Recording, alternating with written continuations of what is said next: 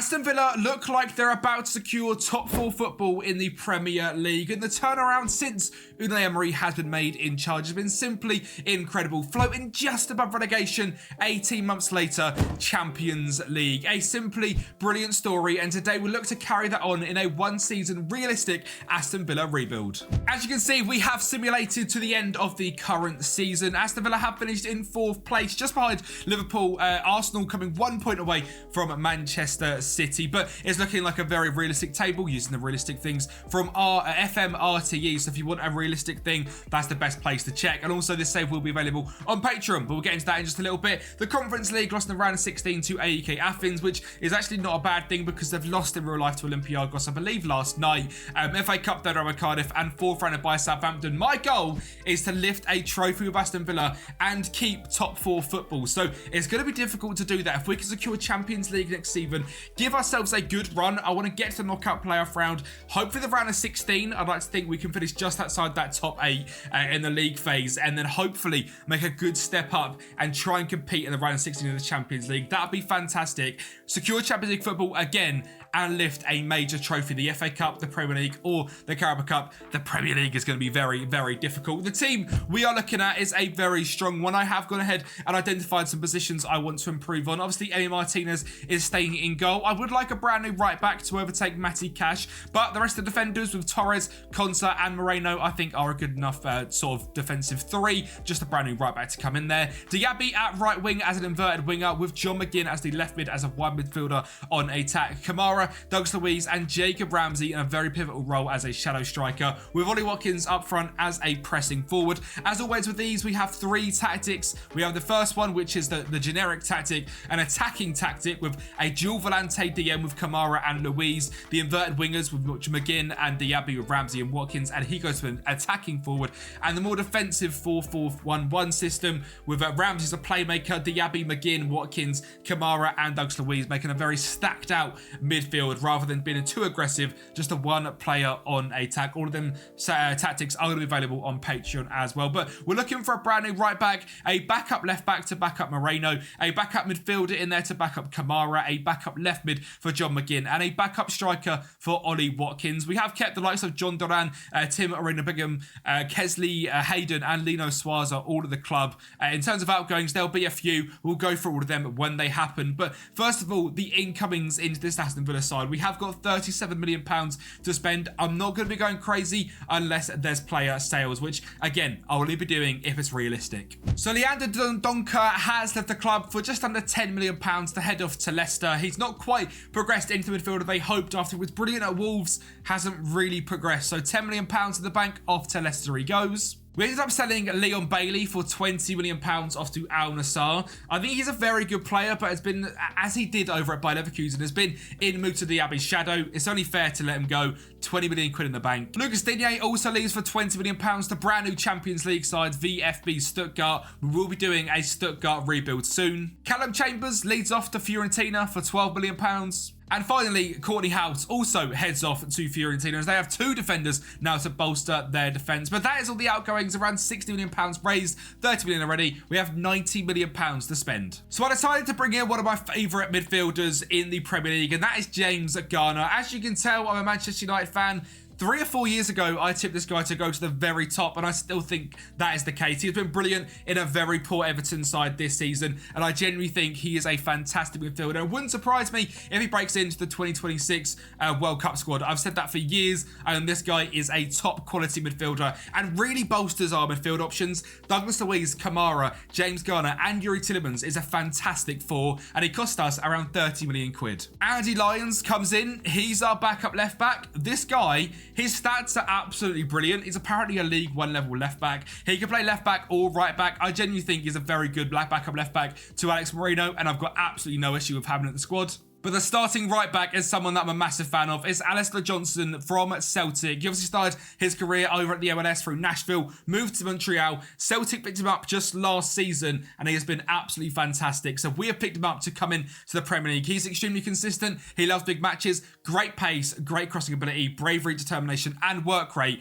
A proper good right back. The left midfielder to come in and rotate with John McGinn was a difficult one to find because it's quite a weird position. So as sort of a midfielder slash left left mid, Alexander Pras comes in, and it's really the exact same as McGinn. Can play centre mid, can play on the left mid. We use the player comparison bit up here to find similar players, and he come up and he looks very good. 23 years of age, consistent, doesn't love big matches, cost us just 9.75 million, and last season dropped to 7.93. So he's quite good, and that's only with scoring a goal and getting an assist. So actually in the match engine, brilliant. And he looks like a very good midfielder or inverted left mid as well. And finally, the striker to back up Ollie Watkins is Karim Konate, a young striker signed from RB Salzburg. Cost us just £16.5 million, dropped at 8.27 in the last 6 games of the season for Salzburg. So very excited to see what he can do. His value is crazy. I think it's quite a realistic as one as well. I don't think they're going to be going for a crazy experienced striker unless it's like a bargain, like a Serhal Garassi with his release clause. But I imagine he's been staying at Stuttgart with that Champions League season. But someone like that, maybe a Mediterranean, someone like that. But I've gone down the younger approach and brought in Karim Konate, a bargain fee and a fantastic striker. And it leaves the team looking very strong. Martinez in goal, Johnston at right back, Pau Torres, Konsa, Moreno, Diaby, Douglas Luiz, Kamara, McGinn, Ramsey, Watkins, the backups, Robert Nelson, a good backup keeper, Matty Cash, Diego Carlos, Tyrone Mings, Andy Lyons, Emi Buendia, Tielemans, Garner, Pras, Morgan, Rogers, Konate as the backups. There is still some people potentially on the outgoing, just like Emi Buendia. We've had a £59 million offer from Al Ali.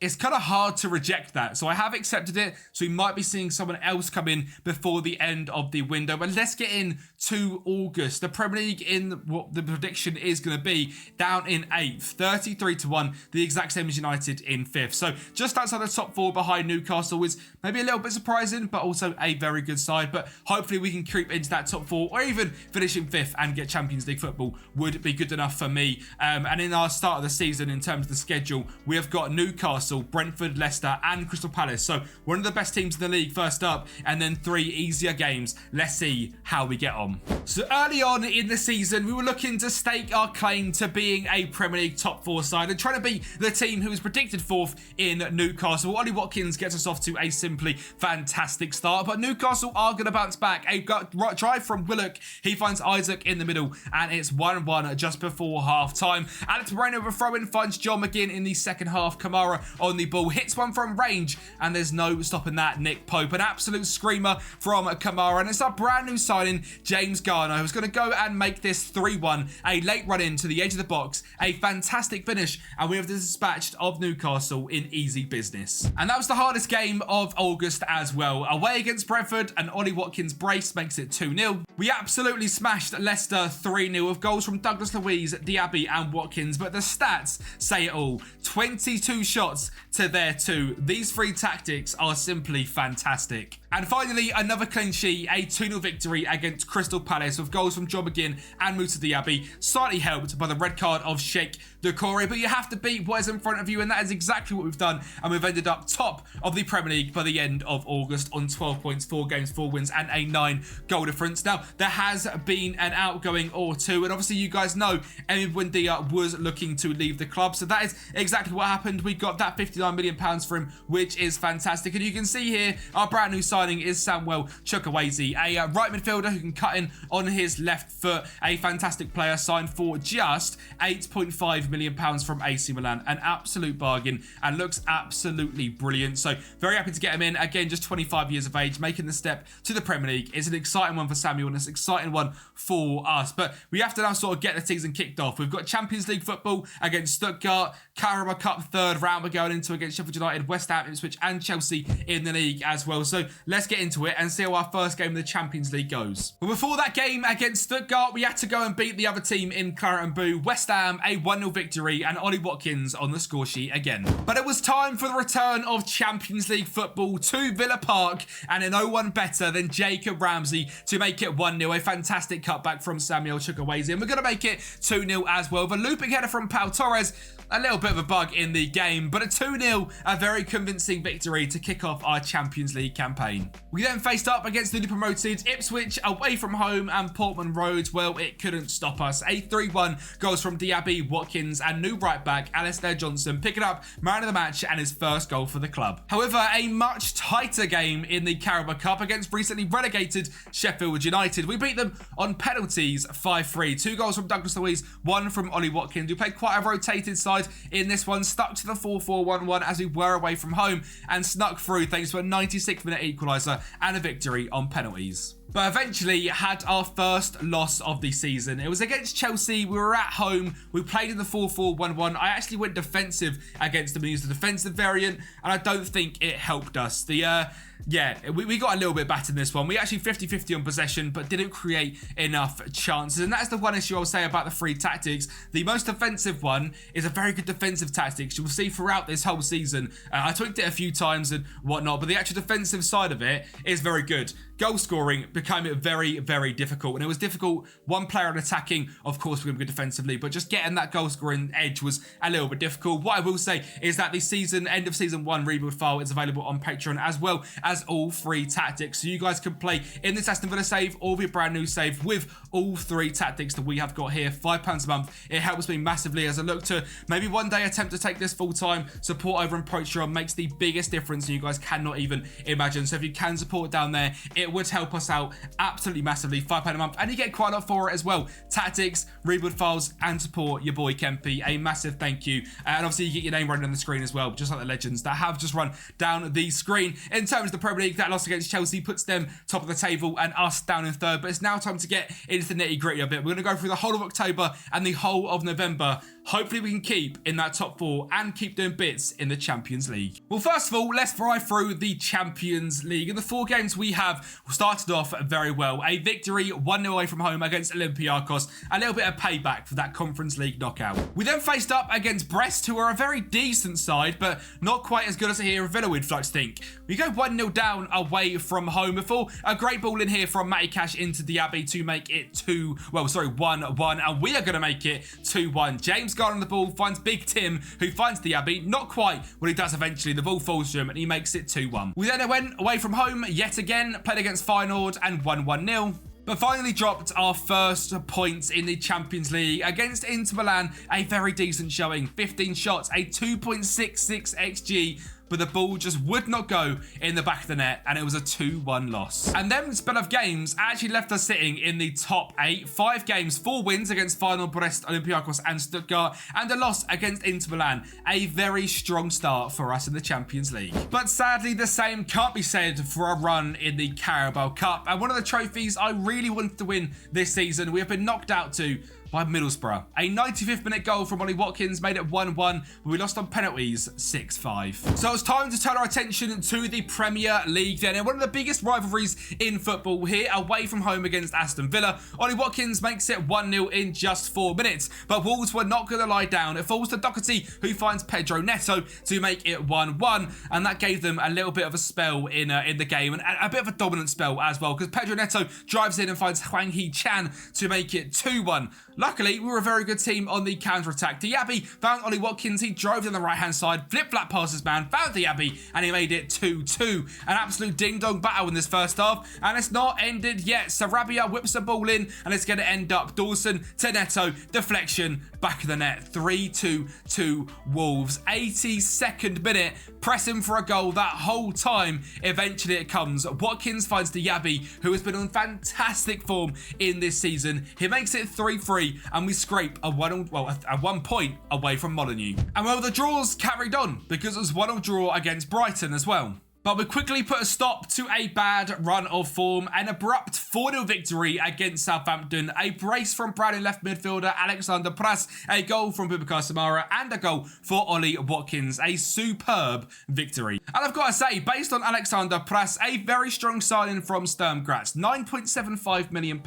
So far, he's played 12 games, 5 off the bench, 2 goals, 2 assists. But his average rating is always so good. A 7.14. And the versatility he brings us. If there's an injury at left back Andy Lyons isn't quite up to the ability, he can fill in there. Left mid as the inverted wide midfielder that John McGinn role plays, he can play in there. Midfield, if we need an extra leg, he can play in there. This guy has been a superb signing. Sadly, he couldn't quite keep up that winning and goal scoring form as we drew 0-0 to Fulham thanks to a missed penalty from Ollie Watkins. And that had come as well just in time for a very difficult 3 games. First of all, against Manchester United, we lost 2-1. A 1-0 loss to Arsenal thanks to a goal in the 89th minute against William Saliba. Again in that defensive 4-4-1-1. We had hardly any shots, but we defended so well. And it was a set piece from Saliba that put us down. And finally, a 4-2 loss against Liverpool. Goals from Ibrahim Konate, Diego Jota, Harvey Elliott and Curtis Jones. And again, 2 goals in the 80th minute onwards from Liverpool products in Elliott and Jones. A strong defensive display, just falling short in the last period of the game. And that was the end of the sort of run up until the end of November. We are now at the start of December. And as we look at the Premier League table, we are now sitting down in 6th place. Liverpool are starting to run away with the league. Arsenal and City and Manchester United and Chelsea are all on 29 and 28 points. And we are just below that on 24. So I would say we need to try and pick that form up. But it has been a sort of rough few games. We're playing against Liverpool, Arsenal and Manchester United, as well as playing against Chelsea, I believe, already as well. In terms of the schedule we have got coming up, Spurs, Everton, West Ham, Forest, Bournemouth and Brentford in December. So hopefully a bit of a better month. And just Copenhagen in the Champions League as well, which I will say, we've been quite nice in the Champions League. Brest, Olympiacos, Feyenoord, Inter Milan and Stuttgart, and now Copenhagen. We've also got Barcelona and Juventus at the very end of January, so hopefully we can get into the top 8 because it's been quite a nice run of games. But let's get in to December. And we are going to kick December off with a fantastic victory over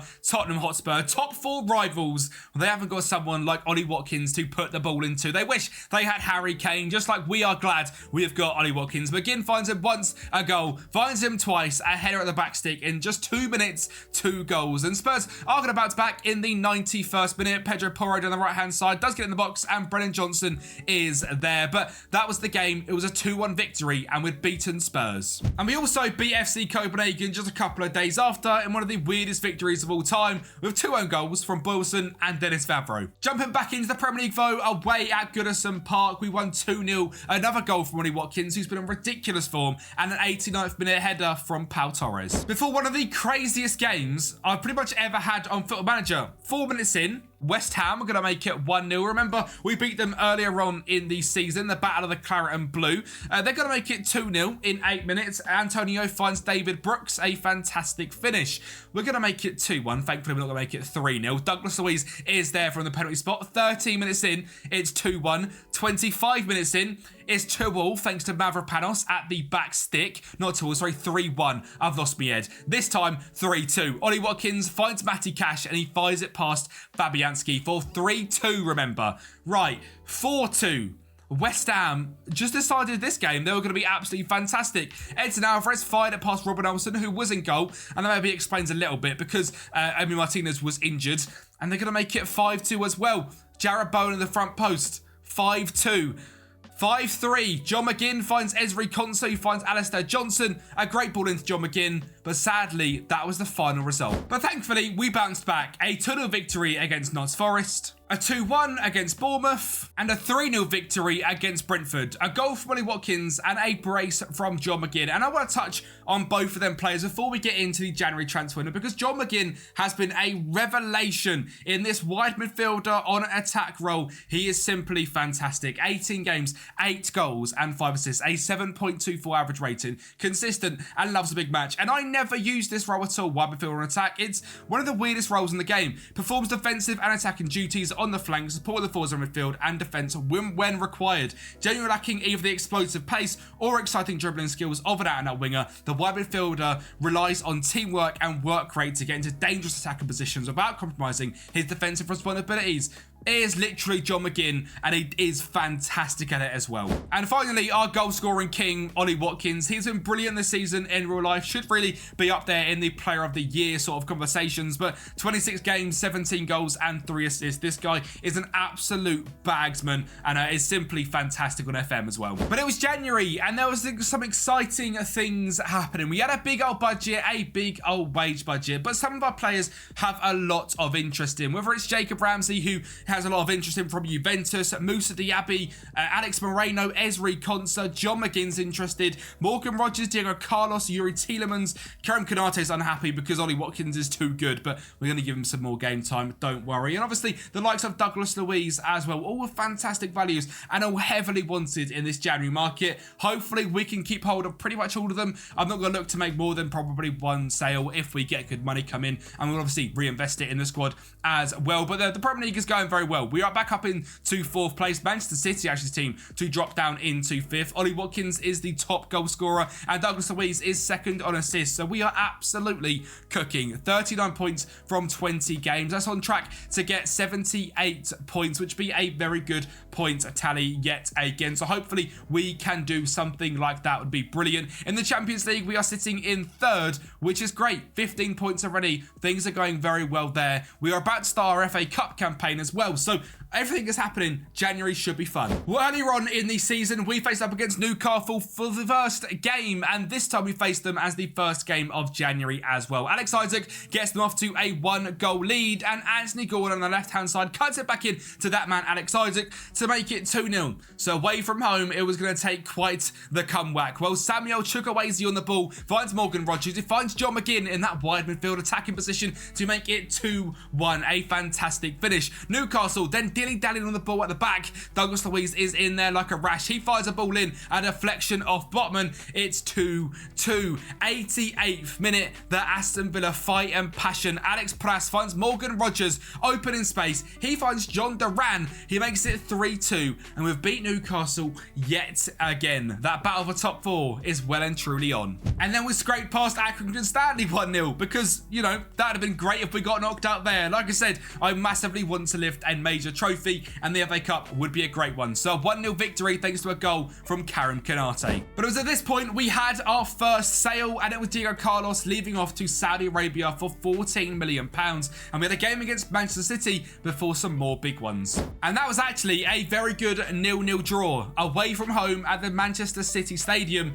A fantastic point, and the defensive 4-4-1-1 came in clutch. The defensive work of it actually worked, and we finally got a point from it. But then we lost 2 massive players. Douglas Luiz left us to join Arsenal for £45 million.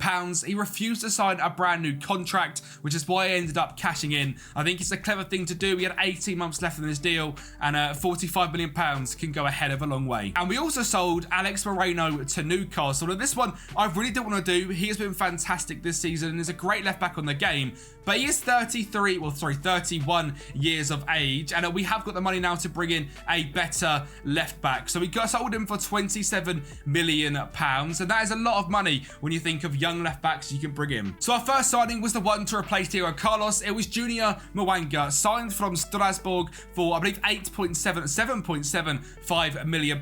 He become a mainstay in their defence. He's just 21 years of age, of great pace, either-footed, and fantastic defensive ability. We then signed our new superstar left back, another Spanish man coming in, this time 23 years of age, extremely consistent, loves big matches. It's Miguel Gutierrez, signed from Girona. And the midfielder to come in to replace Douglas Luiz had to be someone of real quality. So Angelo Stella comes in from VfB Stuttgart. This guy is brilliant. 16 passing, 16 composure, and 16 vision. Extremely consistent, loves big matches, and he can rotate with the likes of Kamara, Jimmy Garner, Angelo Stella, and Yuri Tielemans. That 4 again is still strong, and even though we've lost Douglas Luiz for 44, we've brought in Stella for 44 million as well. A direct swap. He's 23 years of age and simply brilliant. Luckily, that wrapped up our January business. There was nothing more to get into, so the team is still looking very, very strong. I'm very happy at how things are going, but how do the rest of the games go? With our brand new signings, we had a 1-0 victory against Leicester, a 2-0 at home to Crystal Palace, where Moussa Diaby scored in the first minute and John McGinn in the 55th before going back in to the FA Cup. We were facing up against Blackburn Rovers. I'm not sure if they've been relegated down to League One in this universe or not, but Alexander Pras got a backstick header to make it 1-0. Chukwueze and Matty Cash linking up on the right-hand side yet again, and Alexander Pras was there again to make it 2-0 before Tyron Mings found Kessler Hayden down the left back, find Alexander Pras, and Morgan Rogers was there for 3-0. And then it was time for our 2 games in the Champions League. We got our first loss against Barcelona, and the 2nd of January against Juventus. A 2-1 loss thanks to a 94th minute goal from Dusan Vlahovic. I surely hope that hasn't affected our chances of getting top 8. Well, it did, didn't it? Because one more point would have been, to be fair, still in the playoffs, 1 point in goal difference away from PSG. But finishing in 11th is very frustrating. 1 behind Barcelona, still ahead of Juventus. But Milan, Atletico Madrid, Liverpool, Bayern, Inter Milan, Arsenal, Real Madrid and Paris make it through in the top 8. We have to go in to the knockout playoff round, which is going to be very, very exciting. Where we are playing against... I'm not too sure yet. We shall find out for our February games. It was Portuguese giants Sporting Lisbon, and Miguel Gutierrez found John McGinn to put a great ball in to Jacob Ramsey to make it 1-0 in 18 minutes away from home. And we're going to come away from Portugal 2-0 victors. Stiller from the edge of the box finds Chukwueze and a fantastic finish. And it meant we could actually rest some players for the home leg against Sporting in the knockout playoff round. A 2-1 victory. Goals from Karim Konate and Alexander Pras. A 93rd from Sporting, when they had to still get another 3, and it meant we were through to the round of 16, exactly where I wanted to get to. But before we get there, we have to make sure we can secure Champions League football for next season. So we had to go on a good run in the Premier League, and we started off February beating Ipswich 2-1, before losing to Chelsea 2-1, thanks to goals from Benoit Badiashile and Ben Chilwell. All goals coming in the first half, just couldn't get it ticking in the second. So we were looking to bounce back ASAP, and it was Wolves that was up next. We had a fantastic 3-0 draw against them earlier on in the season.